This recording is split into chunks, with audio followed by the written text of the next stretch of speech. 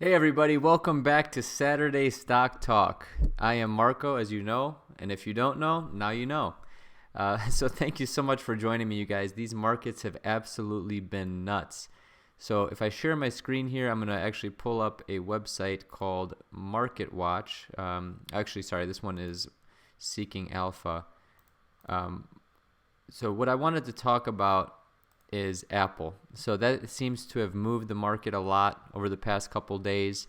The market had a huge swing, but ultimately, a few days ago, Apple pretty much announced that quarter one is not what they're going to be expecting. And ultimately, this kind of shook up the entire market as a whole. So if I go to the FinViz here very quickly, we can actually see what Apple's stock has done over the past couple weeks, months, et cetera, et cetera. As you can see, yesterday we had a big bounce back. Apple up 4.27%. However, if we look at the past 1 month performance, you can see here that Apple's down almost 20%. So I just want to know in the chat, you guys, are you guys buying Apple at this point? What do you think it's going to be worth going through 2019? And ultimately, are you a long-term subscriber to Apple, or are you someone that thinks that Apple's days are kind of numbered here with new companies and technologies coming out? So with that said, let me go back to the live dashboard. Let's see if we have anybody on the chat. No one yet, but thank you everyone for joining me. So Ernesto Alvarez said he's buying Apple long term. So Ernesto, okay, the stream here, if you guys can see me okay, I hope so. It looks like it's kind of choppy. It says the stream health is okay. But ultimately, Ernesto, I wanted to ask you, why are you buying Apple long term? What are some reasons that you think it's a good company to own? Is there anything that appeals to you about it dropping right now? Are you going to wait a little bit longer for the price to go down even more? Doug Whitaker says Apple is now applesauce. Well, we'll see, you guys. I mean, if you guys are in my private membership group, ultimately you know that we released an equity research report where we said neutral, but if you actually read the report, it seems that all indicators were explaining just exactly what happened. And I released that, I believe, on December 14th, so it's been about 3 weeks now. Ultimately, I think Apple, they've found success because of brand loyalty and excellent marketing. But ultimately, you guys, I feel like the middle class is kind of getting crushed. And the middle class is one of the biggest consumers of Apple products. And they've also infringed on a couple of Qualcomm patents, and now a few of the iPhones, a few models of the iPhone are not allowed to be sold in Europe. I believe specifically in Germany, but I'm not sure if that's going to apply to Europe or Europe continent-wide, if that makes sense. So we'll see. A lot of people are saying that Apple's not going to recover for 2019. That's kind of the article that I have up right now. So let's see here. As iPhone revenues had already been flatlining, U.S. consumers are wary of high price tags, and the trade war is far from over. Don't expect that to rebound in 2019. So ultimately, you guys, I think that if you do believe in Apple long term, I think that now, or at least all throughout 2019, you should dollar cost average into it. So if you don't know what dollar cost averaging is, it's essentially just buying a set amount of money or amount of shares or amount of dollars, if you will, per month or per week or whatever your time frame is, and just keep doing that consistently. So the price of Apple doesn't matter because you know that every week, every month, every year, every quarter, every whatever your time frame is, you're investing the same amount into that company or that stock. Petro Danilevich says, not sure right now. Apple's been increasing their price of their products without creating or adding groundbreaking technology. I completely agree. That's actually my next point. So ultimately, I think the middle class is getting crushed and people can't afford $1,000 phones, $1,100 phones every year. No one has that kind of money in the real world. Obviously, there's wealthy people out there. Obviously, there's people who are living in poverty. I'm streaming from a MacBook. I love Mac, but this is a 2015 MacBook. I intentionally bought a 2015 MacBook because of all the terrible reviews of the new MacBook. They're cutting corners. The performance is not what it used to be. I think Apple, the whole Apple ecosystem is good, but ultimately, I don't even have an iPhone. I have a Samsung Galaxy I believe it's S9 Plus, and I've been with Samsung since the Samsung Galaxy S3, believe it or not, so about 6 years now. So we'll see. I think the person with the article hit the nail on the head. Let me share the screen again very quickly. He said that, which I'll just repeat myself in case you're just joining us, iPhone revenues had already been flatlining. U.S. consumers are wary of high price tags and the trade war being far from over. Don't expect that to rebound in 2019. So what do you guys think about that? What do you think Apple will do in 2019? And I know we're just focusing on one company right now, but they kind of moved the markets a few days ago, so I think it's important to talk about. Doug Whitaker says he agrees. Petro says, I like you said, they're where they are now because of their loyal following. Yeah, absolutely. I think Apple's marketing is excellent, and their community is almost kind of like a cult, if you will. So they'll buy Apple whether it's the best product on the market or not. Ernesto says Apple will continue to be a powerhouse, plenty of cash, and will continue to innovate for generations to come. 10 years from now, Apple will be the biggest company in the USA. Okay, well, they definitely hit the biggest company by market cap, and then they were overtaken by Microsoft. Microsoft for me has always been a WhiteBoard Finance fan favorite. I think they're doing all the right things. And ultimately, Apple, I haven't really seen any innovation from them, to be quite honest with you, Ernesto. I'm not against Apple. Again, I own Apple products. But I went to Best Buy the other day. An Apple TV costs $180. So I asked the salesperson, I'm like, okay, so what does this get me? He says it gets you, streaming, it gets you X, Y, and Z, blah, blah, blah. I'm like, how is that different from a Roku? And he's like, well, it really isn't. It's the same thing. I'm like, how is that different from my Fire Stick at home that was $20? He goes, well, not much, So ultimately you can like airdrop, and that's about it. So the innovation I haven't really seen. The MacBook is definitely worse than the 2015. They haven't really innovated in my opinion. So I may disagree with you on that one. Doug Whitaker says banking the stock. Tom Amazon says Apple will be up again when the new iPhone model launches. I'm not sure if I agree with that. I mean, we did some proprietary research where we interviewed or called Apple's distributors. And this is for my private membership group, The Informed Investor. These equity research reports are definitely proprietary information. If you haven't checked it out, please do so below. Ultimately, what we got was pretty much a negative sentiment, and that information obviously went public, where the distributors and also the suppliers to the people that actually make the iPhones, that assemble them, all their forecasts were lower than usual, meaning that they expect sales to be lower, which we found out 2 days ago, where they said they're cutting Q1 estimates. Let's see here. Trade King says they would pay if there was some real added tech and features. Same pig, different tuxedo. Exactly. So that's kind of my sentiment. It's lipstick on a pig. So I'm not calling Apple's products, a pig by any stretch of the imagination. They're very good at what they do. But it's kind of like lipstick on a pig. You're kind of just, putting some features that don't really matter on a product that's kind of pretty much the same. Jobs took Apple's soul to the grave. Unless they get into entertainment, they are dead. Compete with Netflix. That's interesting. That would be a big pivot for such a big company. I don't know if I necessarily agree with that either, but that's something that they may have to do. Do you guys feel like Apple's kind of becoming? This is a bad example, but maybe like a GE or like an IBM, a company that's getting a little bit older, innovative, losing their innovation, so to speak. Let me know in the chat below, you guys. Doug Whitaker says lower their prices. Noah Brace says loyal following. My family has been using Apple since the mid-90s, never owned a PC or anything other than an iPhone or iPod. They have lost their customer service, which drives customer loyalty. Okay, that's good perspective to have. Ernesto says 2019 will be a flat year for Apple. I definitely agree with that. No innovation. Check out this robot called Temi. Apple should have come up with that. Sad they have nothing unique anymore. Agree with Ernesto. Yeah, I definitely agree with that. I mean, it's going to be flat for most likely Q1 to Q2. Who knows what will happen later on in the year, but I think the market as a whole is going to be flat for all of 2019, if not seeing a small, 3 to 5% pullback. That's good news for me because I'm in the market for buying a home. So 2020 will probably be the better year to buy a home because typically real estate follows equities. But I'm definitely starting to see a slowdown in housing as well. Noah Brace, they've lost quality products. That means after 20 years of service, Apple's losing a major loyal customer. Yeah, I definitely agree. I had the option. I came from a 2012 MacBook Retina Pro, or MacBook Pro Retina, excuse me, I had the option to either buy a new MacBook, or I did my research and I bought a used one. I bought a 2015 on eBay, and I'm much happier. I played around on newer MacBooks. They're kind of like junk. The keystrokes are cheap. They don't feel the same.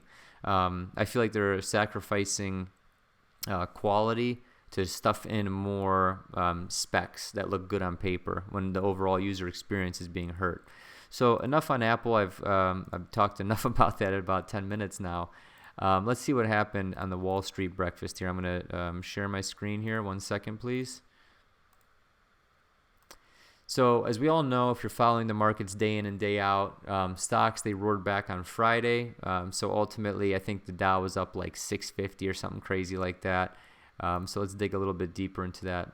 So previous recession, U.S. stocks fell into the red by the close. Several Republican senators expressing last-minute doubts about the tax overhaul. So this is actually the focus on the tax reform. Powell came out and he actually had some stuff to say on Friday. I don't know exactly what it was, so I don't want to misquote him.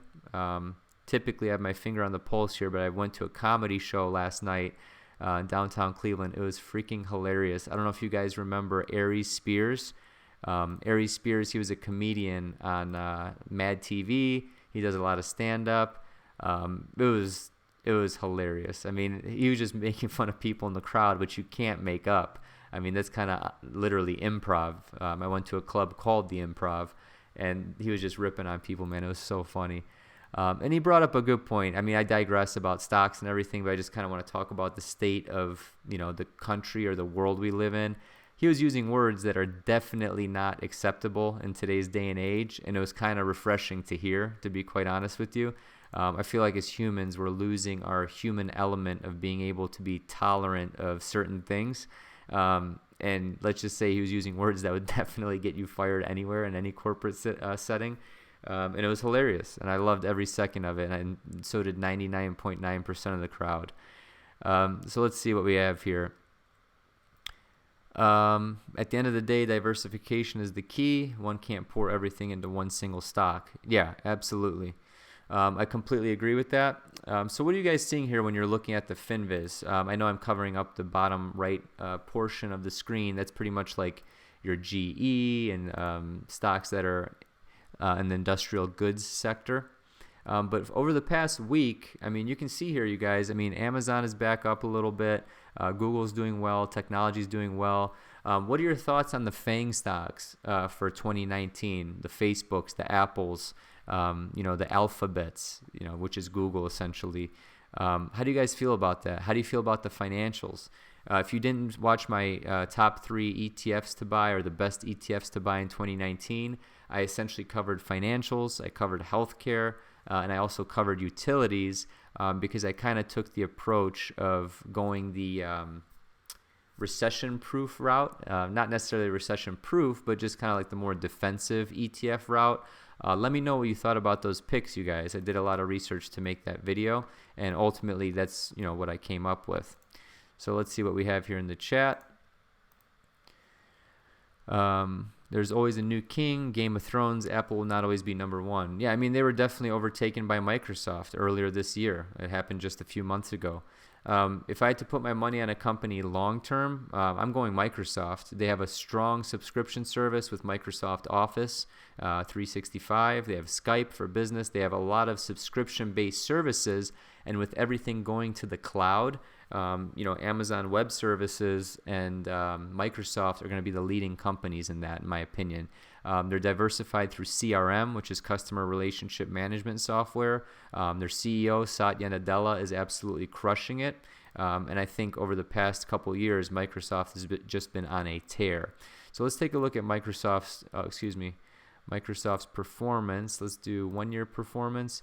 Yeah, they're up 18% for the year, which is absolutely excellent. Let's see what other current events we have here. Let me make sure I'm sharing my screen so you're not looking at my big face. Okay, Monday, Italian Parliament. Okay, that's more economy. Markets were closed on New Year's Day. Yeah, Happy New Year, everybody. I forgot that this is the first live stream after the New Year. What are you guys thinking about for the new year? What are some of your goals? I would like to know some of your goals in the chat below.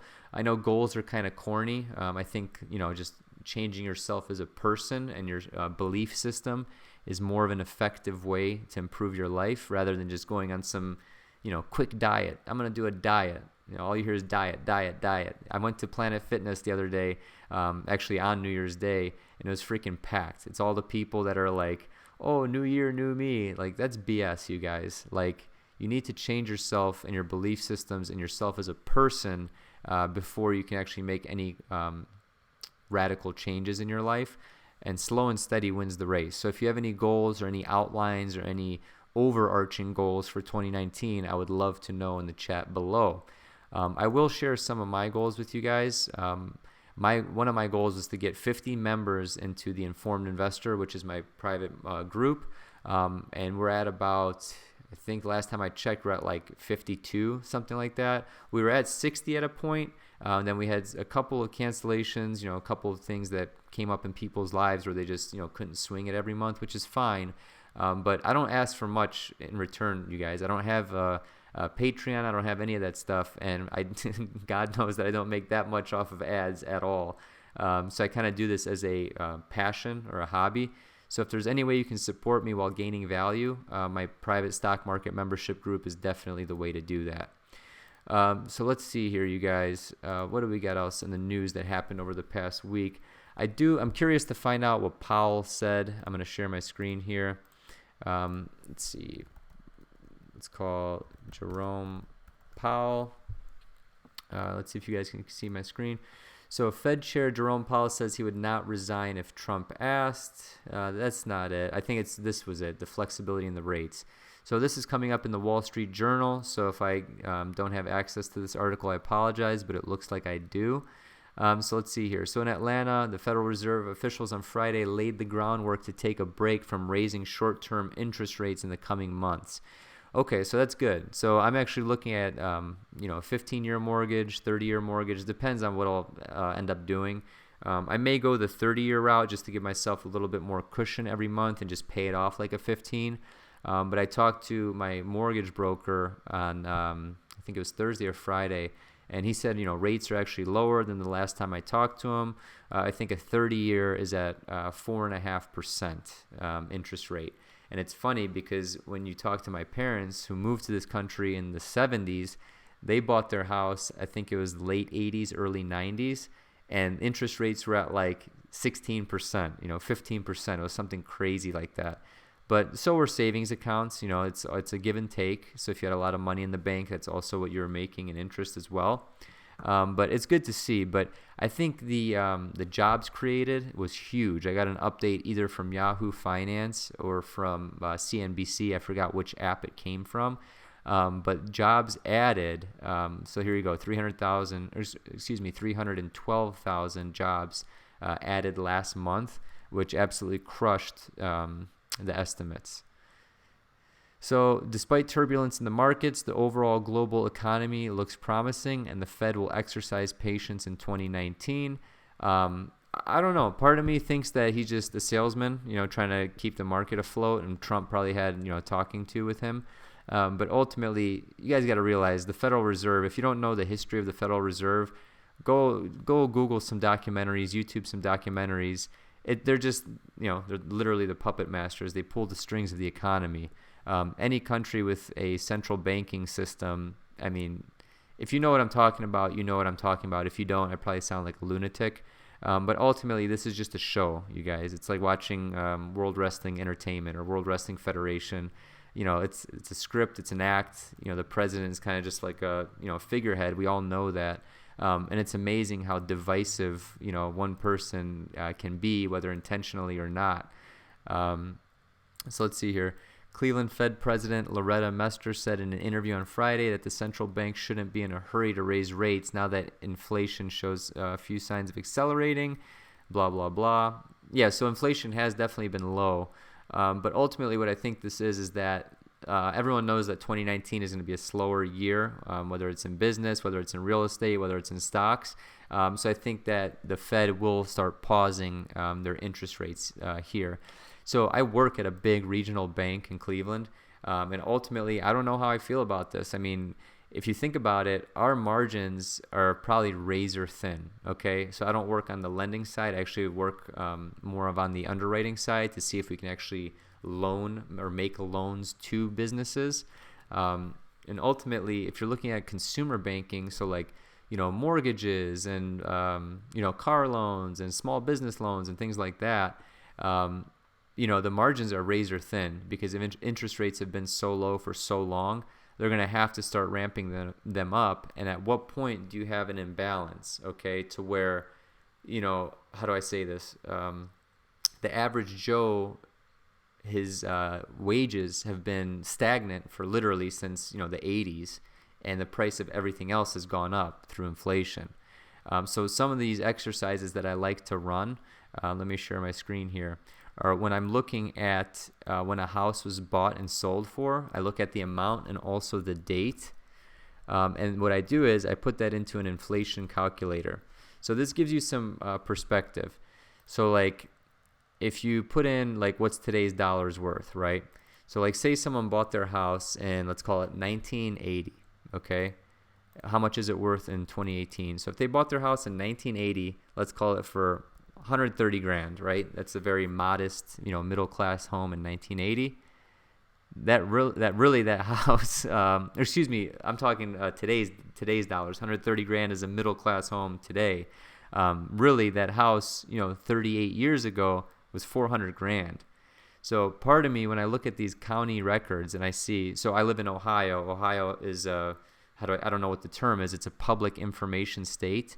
You can see exactly when all the transfers occurred, all back until 1975. So Joe Schmo bought the house for 130 grand in 1980, and then he sold it to Betty Schmo 20 years later for 250, whatever. And you can see exactly what the people paid for the house, exactly what they did to it, all the permits and everything. So this is a long-winded way of getting at sometimes owning a home in a market that doesn't appreciate isn't the most financially beneficial thing that you can do. It's almost like a forced savings plan when you buy a house. Okay, I got this mortgage, I'm putting money into this house, now it's worth X, after I bought it, 30 years ago, right? So what I'm seeing is, at least in Cleveland, Cleveland is your typical excellent value Midwest city. You have all major sports teams, you have a huge body of water, you have a good park system, you have comedy clubs, nightclubs, low traffic. It's a great place to live, cheap cost of living. However, the property values don't necessarily go up like crazy like they do on the coasts. So it's not like you have Manhattan rent or Manhattan property appreciation or San Francisco property appreciation.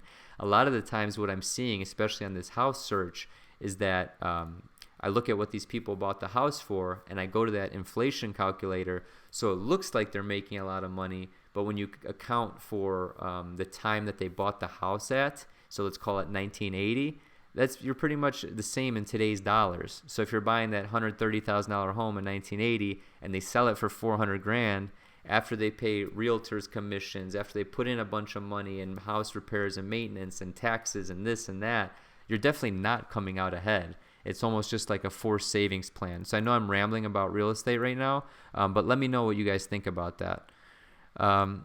So let's see here. Robert Pick, yo, what's going on, Bob? How you doing, my friend? Nice to see you. Ernesto says Apple, Facebook, and Microsoft are a buy long term. Facebook, I recommended it a few months ago, but I think the Facebook platform is dying. It's just inevitable, you guys. When you start seeing your grandma and your parents on the same platform that you're on when it comes to social media, see ya, dude. I'm going to Instagram. I'm going somewhere else. PD says break $100,000 income. That's his goal for 2019. Ernesto says 2019 is a year that will test investors. Staying the course is the gold mine. That's an excellent pearl of wisdom. So if you guys heard or read Ernesto's chat, let me repeat that. 2019 is a year that will test investors. I can't attest to that anymore, and I firmly agree with you in that philosophy because we've been in essentially a 9-10 year bull market, which is insane. And all the people that watch my channel are mostly in their 20s and 30s, some 40s, some 50s, some 60s, which is great. I like to run the whole gamut and have a well-rounded show or a well-rounded channel and an audience. But ultimately, these people that are in their 20s or in their 30s, all they've known is a bear market. So all these people that are like, Jeremy from Financial Education, all these other people that look like geniuses, with all their picks, me included. Okay, I'm not being a hypocrite here. We all look like geniuses, but when the shit hits the fan, for lack of a better phrase, we're really gonna see, what sticks on the walls and who actually sticks around. So that brings up a good question. How are you investing in 2019? What are you investing in 2019? Are you guys just looking at stocks? Are you looking at alternative investments? Are you looking at becoming maybe a little venture capitalist, helping someone start their lemonade stand, or, lending some money to a buddy so he can start his business? What's your appetite for risk moving forward? Does it make sense to invest in stocks when you have interest rates going up? 64, Bob, what's going on, man? Nice to see you, buddy. Hey, at the end of the day, you look better than half the people I know that are in their 30s and 40s that I hang around with. So keep it up, man. I don't know what your diet is. I don't know what you're doing, but you look good, man. Speaking of diet, I know this sounds corny and this is not a fitness channel. I started intermittent fasting. So Robert Pick, if you guys see him in the chat, he actually is a doctor. I know you're not, like a physician. You're I think a dentist by practice, but maybe you know something about this. I started intermittent fasting, where you give yourself an 8-hour window to eat, and everything outside of that 8-hour window is literally water, black coffee, or tea. Okay. So ultimately, I did this from 1 p.m. to 9 p.m. I stuffed my face like a pig, but I ate good food. And then I didn't eat from 9 p.m. all the way till 1 p.m. the next day. And let me tell you, it was hard the first day. Yesterday was my first day. Today's my second day. I haven't eaten yet. It's 11:26 a.m. I feel great. I feel like mentally clear. If you can see me on the channel, I'm more like mellow and relaxed rather than being like, welcome back to Whiteboard Finance. So I just feel like Gandhi, dude. I feel like I'm like levitating right now. So I don't know how you guys feel about that diet. If anyone has tried it, let me know in the comments below. So it looks like some people are trying it. Noah says he loves it. Ernesto says he loves it. So if you think about it as humans, and I know I'm getting off on a tangent here, so if you're here for the stocks, you know that this is a recurring theme every Saturday. I go off on these I digress is what I'm trying to say. So if you think about it as humans, we didn't have a grocery store down the street with a chicken, rotisserie chicken spinning for, $5-6, right? We had to hunt, and sometimes when you hunted, you didn't get the kill that day, or you didn't get food that day, so you ate some berries or nuts or whatever you can find to hold you over. So that's kind of what intermittent fasting is, except you take in literally 0 calories for 16 hours. And I'm starting to get to this mental clarity state, even after just 1.5 days, that you don't get that 2:30 feeling where you're kind of lethargic and all that. You just always feel like on top of it and alert. But I digress. So let me know what you guys think about that inflation calculator. Sorry, I keep clicking on the wrong thing. The inflation calculator, what you guys think about home ownership. I'm trying to start a family. I need to live in a bigger house. Right now my house is a little bit smaller than we'd like. I don't know. Like in the Midwest, I know I'm going to be here for more than 5 years. I'm probably going to be here for the rest of my life. I'm not going to move for work, knock on wood. And my wife is a nurse. She's studying to be a nurse practitioner. So knock on wood, she's gainfully employed right now, and there's not really a lot of turnover in healthcare. So we're in Cleveland, dude. Like, we're here for the long haul. Our churches are here, our friends are here, our family's here. We like it here. So from that regard, I know I'm going to be in one spot for a long time. I'm not some young professional at this point who's moving, once every couple of years, to kind of move around that corporate ladder, if you will. I like living here. So from that standpoint, it may make sense to buy a house. But when you think about all the maintenance and this and that, but there are intangibles of pride and ownership. When something is yours, like I don't lease my cars. I never have. I probably never will. There's something about detailing the car that you own, changing the oil in the car that you own, painting the deck that you own. I know that sounds like kind of a pain in the ass, but that's kind of just my old school, Eastern European mentality. So let's see what we got here. I think Lou Evans says, I think Internet of Things will be a solid sector to look into for investment. Absolutely. So I worked for a big reseller of Microsoft. I'm no longer with that company. I moved back into finance after being in sales for a long time. Internet of Things is huge. It just depends. I mean, Internet of Things runs the whole spectrum. You can have smart refrigerators, smart dishwashers, smart this, smart that. That all falls underneath that category of Internet of Things. So yeah, there's definitely going to be a lot of growth in that section, or that sector, excuse me. But I just don't know how I feel about it, because I'm starting to become like that angry old guy that thinks like technology is becoming too invasive in our lives. So I don't know how much I'm going to subscribe to that, but I ultimately think it'll be inevitable, just because the products on the market are simply going to be smart, period. You won't be able to buy a dumb fridge, a dumb stove, a dumb whatever. Everything's going to be smart. Doug Whitaker says, is this the Outlander channel? Dude, I don't know what's going on, man. You guys are aging with me as I age, so I don't know what's going to come out of my mouth. That's kind of what I like, though. This is not, a cut and dry, boring channel. At least I don't think it is. If you guys want to stick around and listen to me ramble about, all aspects of life, great. If not, whatever, dude. Go watch someone else. I don't care. But Bob Pick says, start early. You can never make up for compounded interest. I got a late start, made up in volumes, but I can never make up for what I lost in compounded interest. Absolutely. And I 110% agree with you, Bob.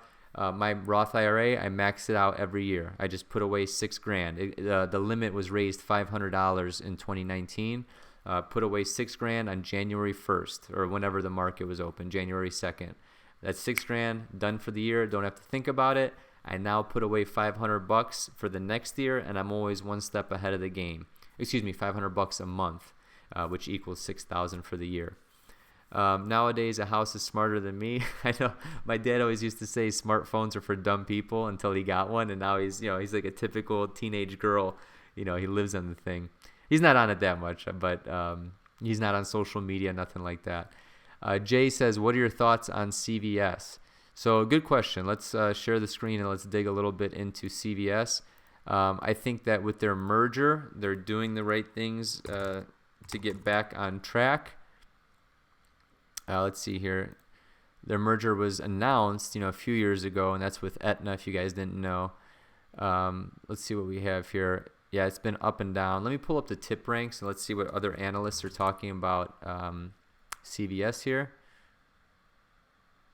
Okay, so if you guys don't know about tip ranks, it's a very good website. It kind of gives you what social media and what online is saying about certain stocks and ETFs.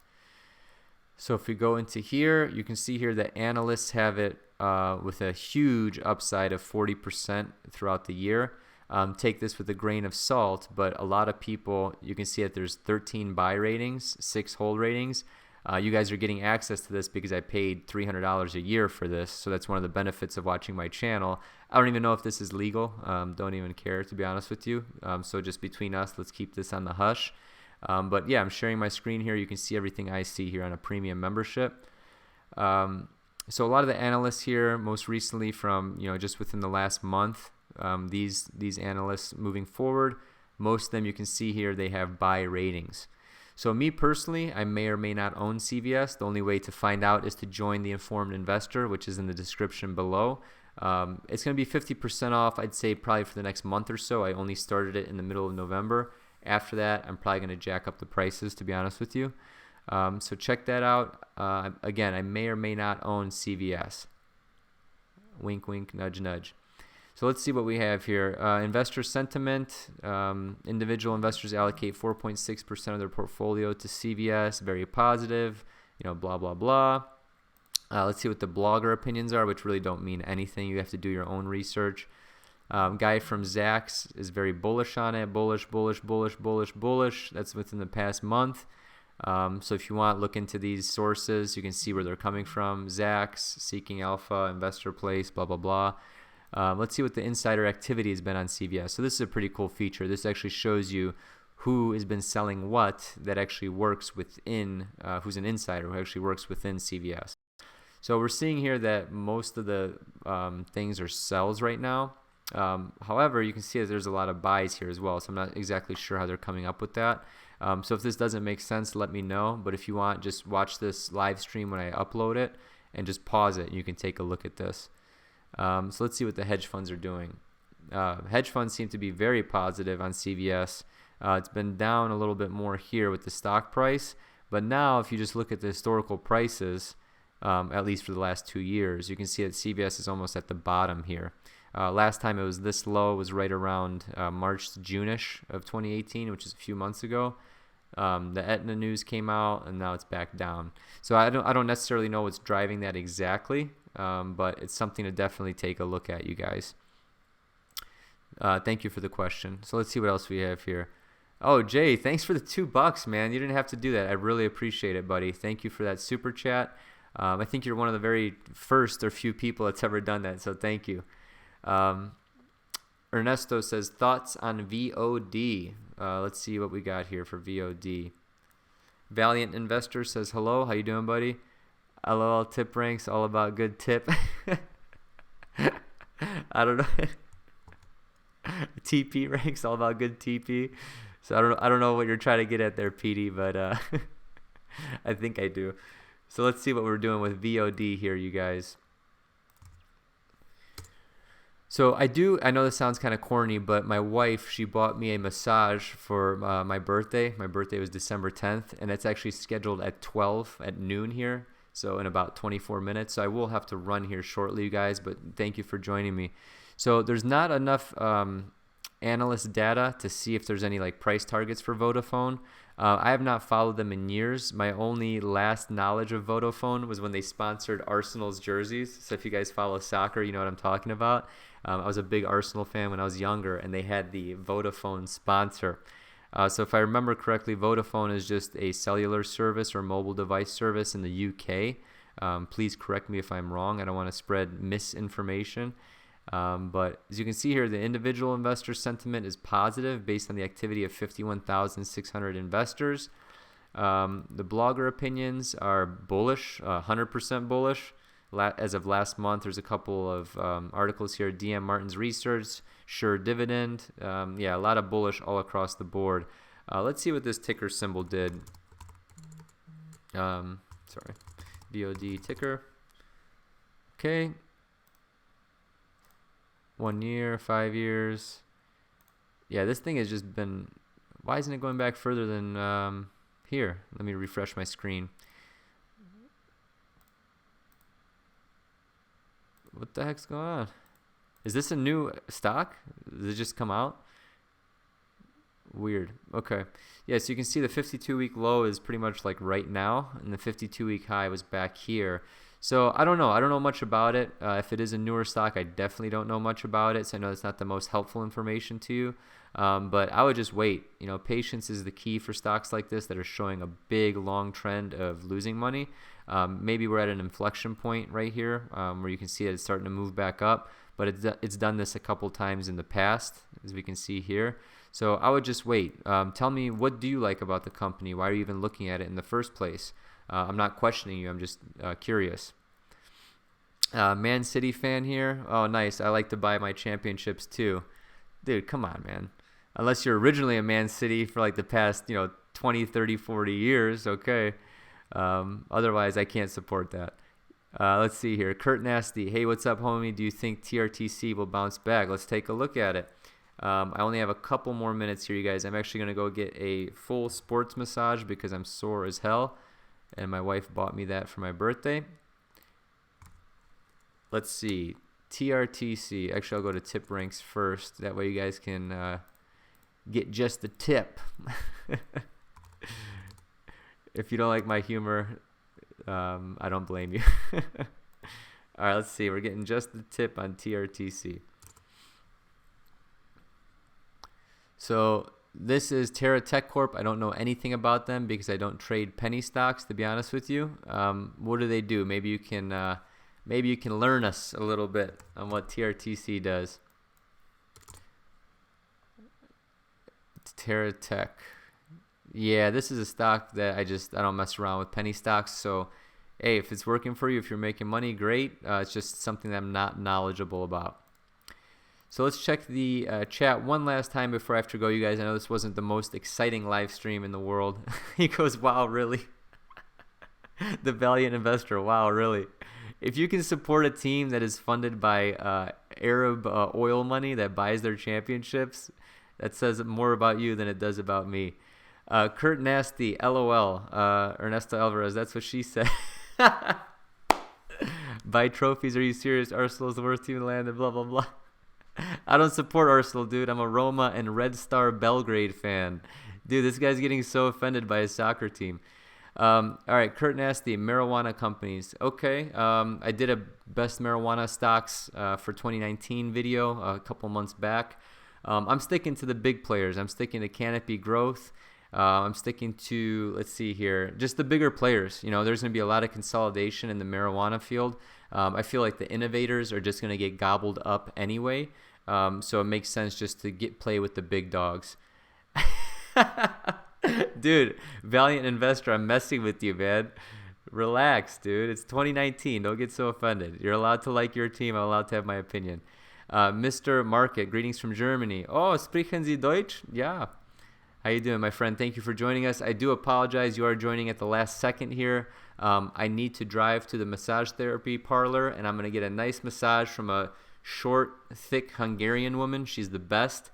She needs me like I am dough, and it feels like $1 million. You just feel like the circulation improving. Just drink a lot of water. You'll feel like $1 million. All right, guys, thank you for joining me. I really appreciate you guys. I know I like to, bust balls and bust chops on this channel. If you guys can't take it, sorry, that's just my type of humor. It's all in fun. It's all in jest, if you will. Thank you for joining me, buddy. Ernesto, Valiant Investor, Bob Pick, Doug, everyone that joins, all the questions are good. I do have to run. Sales Education Channel, thanks for joining, buddy. I know you're a little bit late to the party. I do apologize. I did have to move it up to 11 a.m. Eastern rather than the regularly scheduled time of noon because I have an appointment at noon that I have to get to. All right. Thank you, Petro. Thank you, everybody. Appreciate it, you guys. Thanks for joining. Have a great weekend. Go out for a run. Go make a delicious meal. Try intermittent fasting. I feel like $1 million. I feel like I'm going to go levitate to the massage parlor. All right. See you guys. Appreciate it.